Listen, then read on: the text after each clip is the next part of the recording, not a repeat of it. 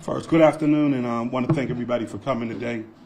I want to take a moment to express my deep appreciation for more than 30 years of service for Chief Ragland. I just want you to know how much I appreciate him, and I have tremendous respect for what he's accomplished in this city. So before I go any further, I just want to make sure I say that. While I respect his decision to retire, I also understand and empathy with his frustration and why he was so frustrated with this process. The relentless attack on his character was a problem for him, his family. He expressed that to me.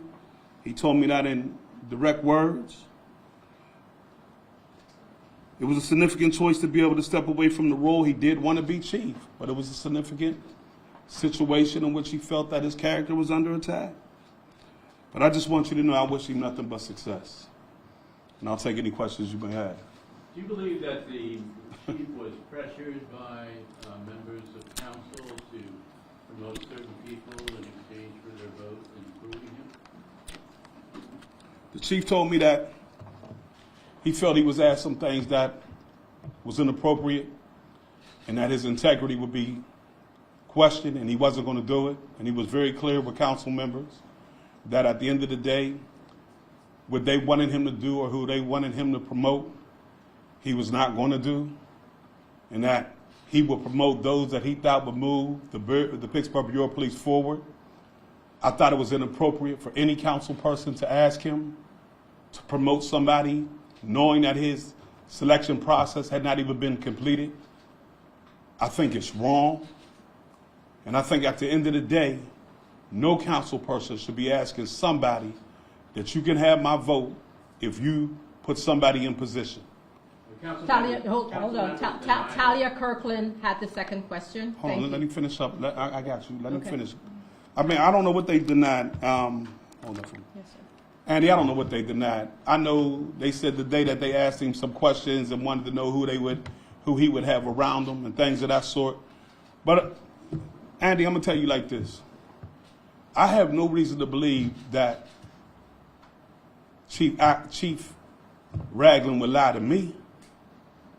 I have no reason why he would just make something like that up. I have no reason why he would just come and say, hey, listen, the attack on my character, what they're asking me to do is too much. Like, one, that's not his character or his personality. So if you ask me who I believe, I'm going to believe Chief Ragland. Because the proof is there. I mean, you heard what they said this morning. Now we can choose that, or I know you're wise enough, trust me, to read between those lines.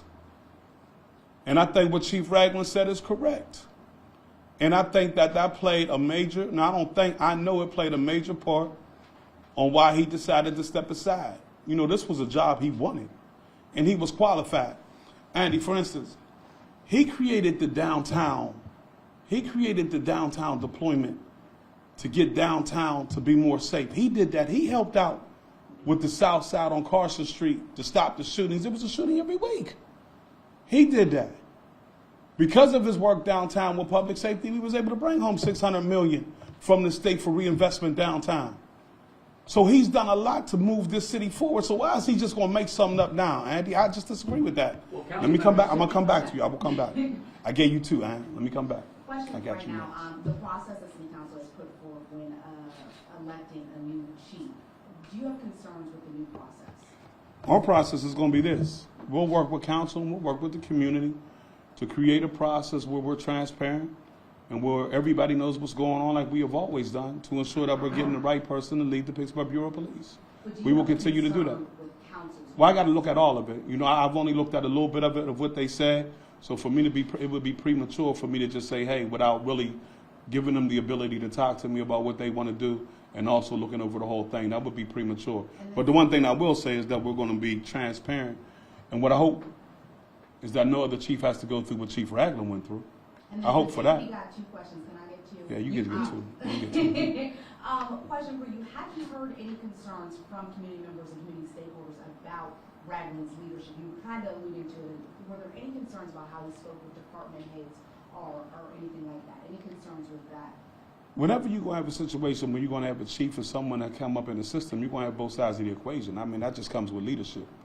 But the one thing I will say is when it comes to the knowledge of being a chief and understand police deployment and police operations, no one would say he didn't know the job. They said he was great at it. You're always going to have some that have different views or personalities. That's just part of it. You work in a newsroom, you know what that's like. So at the end of the day, that just comes with the position. Tripp, Justin. Hold on, he had his hand up. Justin had his hand up first, and then this young man here. At the last press conference where we met with you, you'd asked Chief Ragland if he wanted the job. At that time, he said he did. The council people who there's claims have made these asks have indicated they did not speak or meet with yourself or with Chief Ragland any time between or since that meeting till now. Do you know what happened in the past 10 or 12 days that led to this? I mean, do you get, was it a job offer, or, I mean, did that play into it? Justin, Yeah. I'm going to believe what the chief told me. He was asked to do some things that he believed was inappropriate. And I'm glad he stood on character and integrity. That was expressed today in council.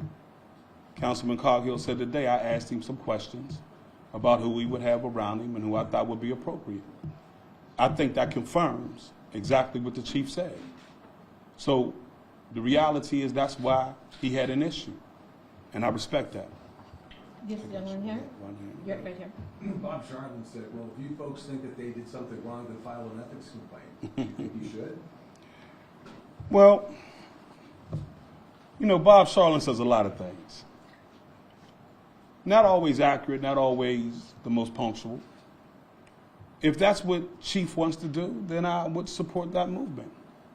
But I mean, there's things on the internet that if you look at now, that there was a meeting that took place, and I think that y'all should look at that, of what was said on the internet at a meeting that took place, that's going to further discuss exactly what you asked.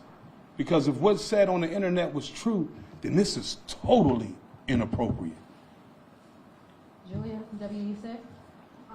How do you expect the next process for following Chief search to go? I think do you Chief. have plans for how you want that to go? I think Chief said it best yesterday that he hopes that nobody else that has to go through this process has to go through it like this.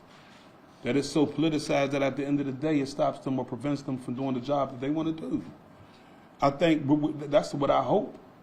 I hope that we can set aside our politics and deal with what's in the best interest of the city. I think when you have a proven chief that is able to talk about his accomplishments, like I said, I mean, he made downtown a better place. There's no question about that. He made the South Side, Carson Street, a better place. There's no question about that. What he wanted to do was the job. He wanted to do the job of being chief of police. He didn't get in this to have him and his family's name dragged through the mud. What he wanted to do was make sure that he was doing what was best for the city. And I respect that. Julia, WPXI. I mean, the Tripp. I'm sorry. Yes. You referenced Councilman Coghill's comments today at council. Do you believe it's inappropriate for a council member to ask questions like that of a chief? And are there other examples of situations that Chief Ragland brought to you where you felt that they were inappropriate or made him uncomfortable? So I'm not going to go into all the conversations that he had. I think he's expressed himself very well. There was other comments that was made. I'll tell you that there was other. I'm not going to discuss what he told me in privacy. But there were other comments that was made, that was asked of him, that he didn't feel comfortable with. You know, that's just the reality of what happened. Pittsburgh. Do you want someone from the rank and file as chief, or are you wanting more to look outside and bring somebody in? We want whoever's going to be best for this department, and that's what we'll do. No question. Yasmin. I'm going to piggyback kind of off first. If this process is so quote-unquote politicized, how are you going to make it different for the next person that comes in? Well, my hope is that what happens to Chief is a statement that we need to change. And in this change, we need to make sure that the things that happen to Chief don't happen no more. And so we have to work with the council members that I believe have good faith in creating a system or a structure in which they believe that we're going to get the best candidate for the job without it being politicized. So I think moving forward, that's what we have to do. Justin. You referred again to transparency and not politicizing things. Chief Ragland came into this position after Larry Scarrato left amid the handshake deal. Handshake deal. To allow him to continue refereeing. There was no handshake deal. That's not true. There was no arrangement where you agreed to... No, there was no handshake deal. There was no arrangement, no nothing. That's not true. So he went and... That's not true at all. NCAA games without... We never, let me be clear. Yeah. When me and Chief Scarrato talked about him doing basketball, when he first got hired, he asked me, could he do it? I told him no. I needed to get the homicides down because the homicides were at 71. And we can't have a safe city with homicides at 71. We have to get them down. He said, well, if we get them down, is there a way we can talk about it again? What I told him was right now, the only thing I'm focused on is getting the homicides down.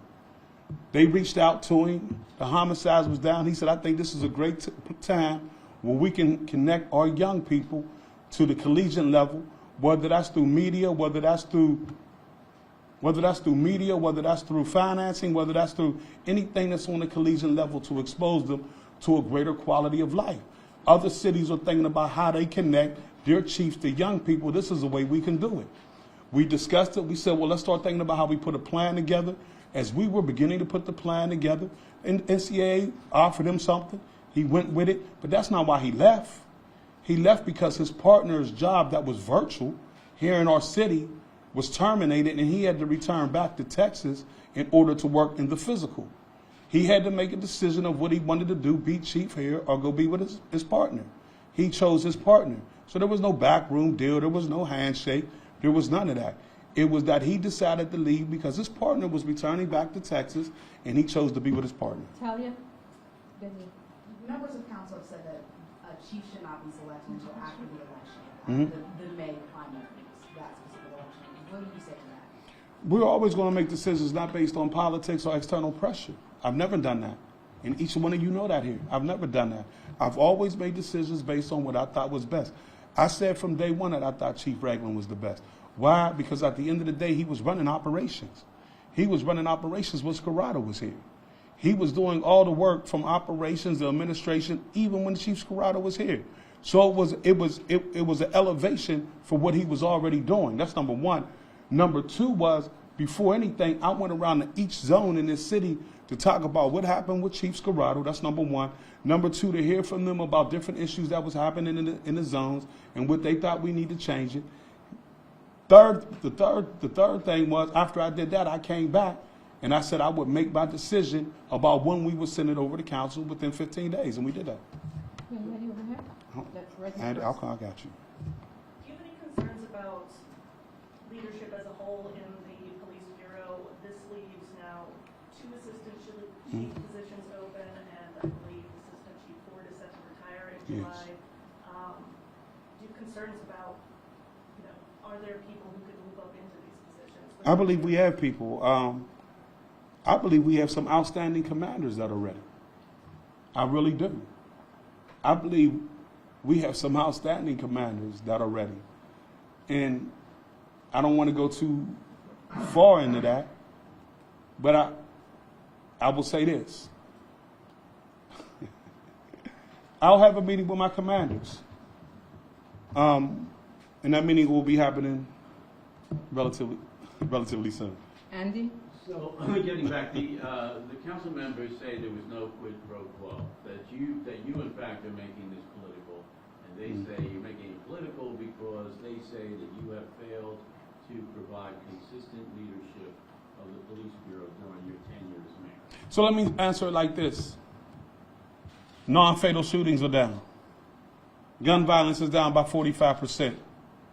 Homicides are down from 71 to 42. A police contract that hadn't been done in 20 years, which gave them a raise, a boost. A downtown deployment that has worked and continues to work. A Southside deployment that also worked. I enjoy that. And so it has nothing to do with that. For them to want to shift the blame, I wasn't in the meetings with them when they were meeting with the chief. They were in the meetings, Andy. And so they know what they asked them.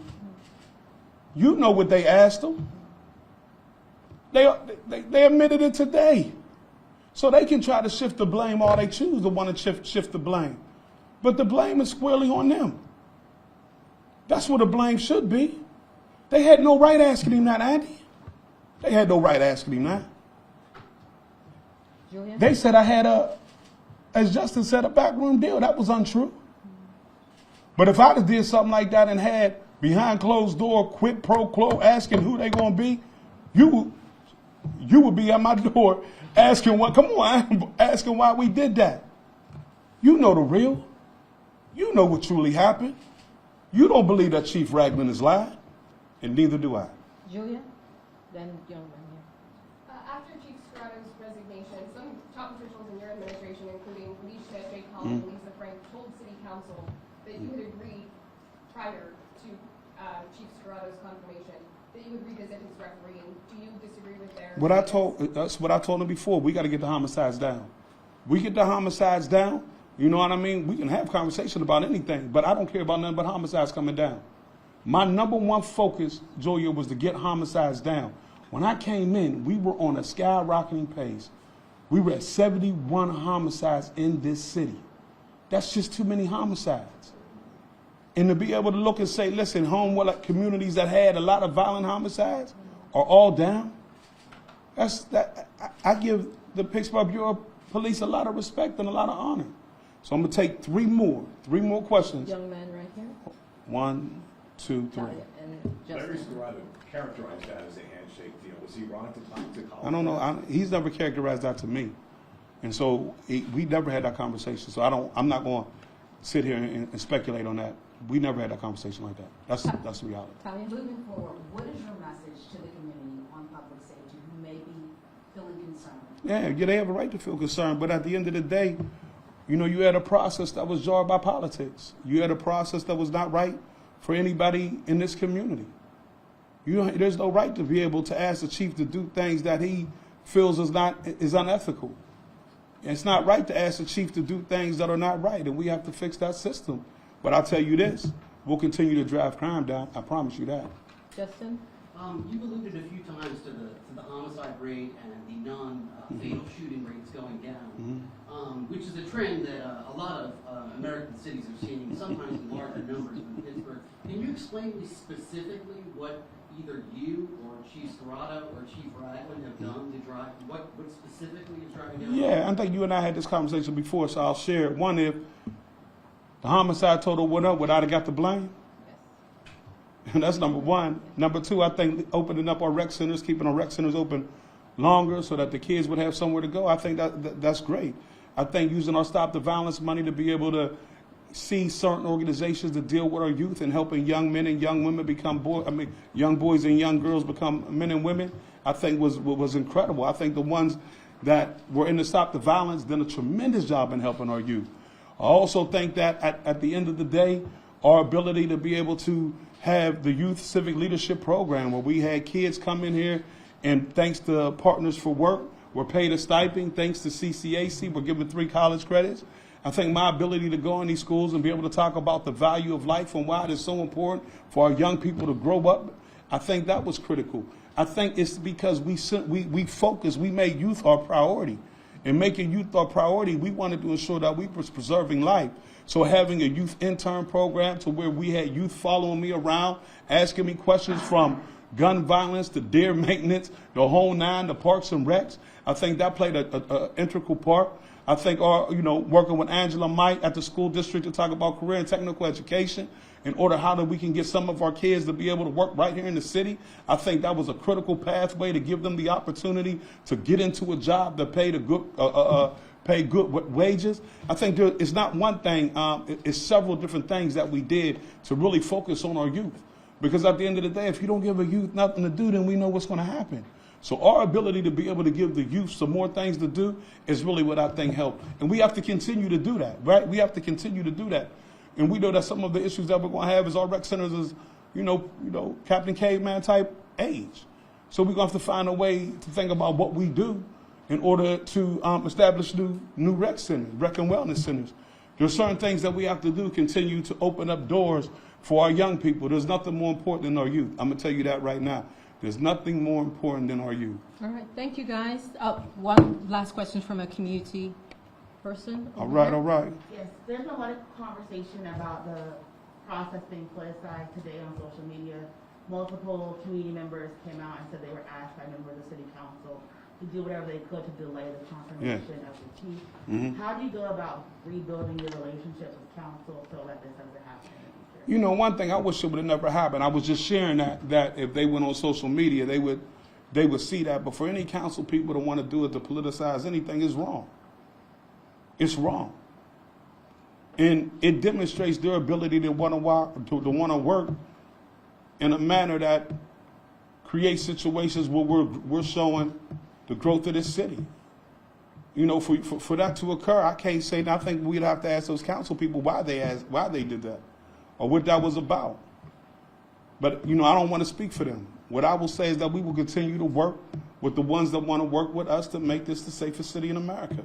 It's unfortunate again that was the situation. It was, you know, that was, you know, something that was coordinated from certain people. You know, I'm not going to get into it. I think the media, you know, they can look at it for themselves. But what I'm saying is I think that was wrong. Thank you all for coming.